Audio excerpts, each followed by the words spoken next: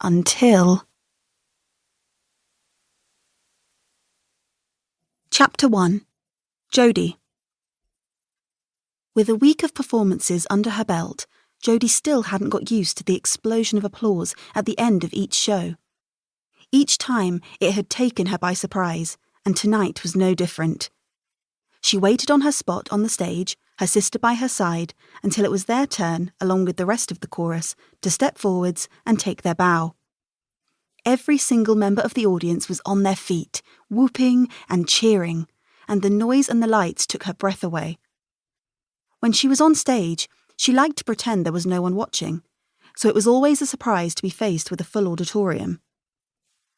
The production was a modern-day interpretation of Hansel and Gretel, turned into a musical with the shortened and somewhat abstract title, Gingerbread.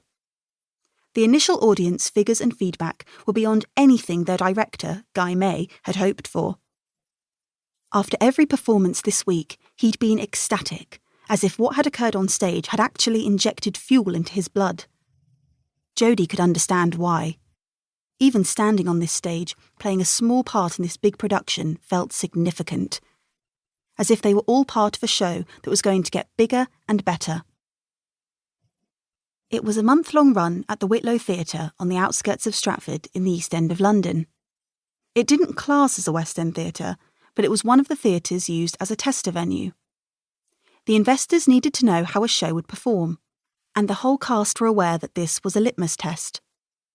It would give an indicator of how well the show could do over a longer period if it were to tour to one of the bigger theatres. It wasn't just the audience paying attention to how well Gingerbread was going. So far, the early reviews had been outstanding, and the shows had been packed. Jodi took her bow. Her sister, her 5'8" carbon copy, folded her body beside her. Even the way they did that was identical. People often commented on their synchronicity. It was only their personalities that told them apart.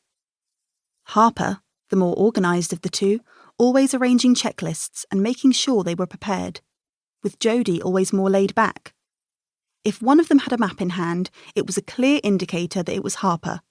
But right now, their deep breaths matched each other as they recovered from the final dance.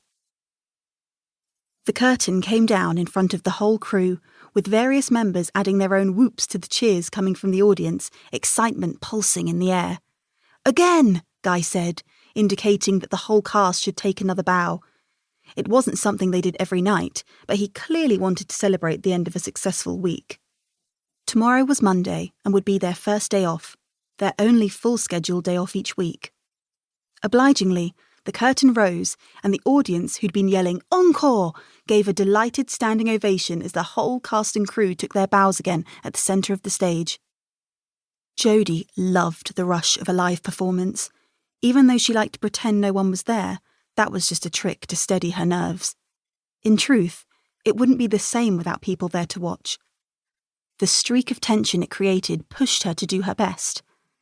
And experiencing the audience's appreciation, not through that inevitable steady, polite applause, but in the toe-tapping, arm-waving, rapturous, on-their-feet type of applause, was blowing her mind in the best possible way. Especially as this wasn't a one-off. It had happened at the end of every performance this week, and the buzz of being part of it was immense. Jodi glanced at Harper, her counterpart, knowing she felt the same glow inside. They took the few steps towards the front of the stage and took their second bow of the night. After each performance this week, they'd not been able to sleep once they'd returned to their rented flat. The adrenaline high had been coursing through their systems too intensely to just switch off as soon as they got back. Instead, they'd gathered on the sofa to analyse how everything had gone, with Harper taking notes. Whether they'd timed their moves to perfection, whether they'd managed to hit each note, whether there was anything they'd want to do differently for the next show.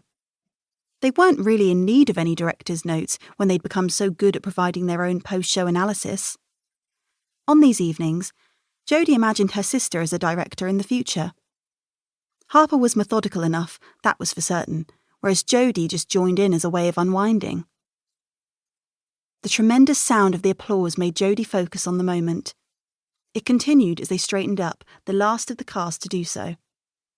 The stagehands soon followed, and then it was time for the curtain to descend.